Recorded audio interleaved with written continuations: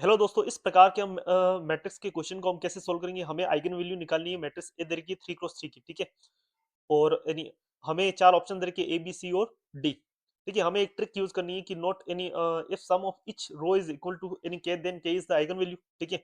यानी हमारे पास यानी इस रो का सम कितना आ रहा है? 4 आ रहा है। इस रो का भी सम कितना है? 4 आ रहा है और इस रो का भी क्या है? यानी सम आ रहा है 4। यानी कि हम बोल सकते हैं कि लैम्ब्डा 1 जो है वो कितना होगा? एक 4 होगा। एक आइगन वैल्यू हमारे पास 4। 4 इस ऑप्शन के अंदर नहीं है, तो ये इनकरेक्ट हो गया आपका, ठीक। 3 ऑप्शन और चल रहे हैं, ठीक है? दूसरा एक और तरीका क्या होता है कि ट्रेस ऑफ ए जो है, ठीक है?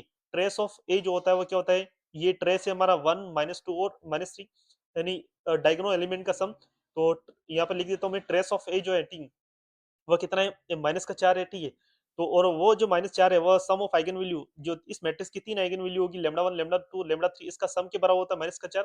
तो हमें अगर 3 आइगन वैल्यू 3 अगर 1 है, इसका सम -4 के इक्वल आना चाहिए कि, तो इसका मतलब बी ऑप्शन भी इनकरेक्ट हो जाएगा।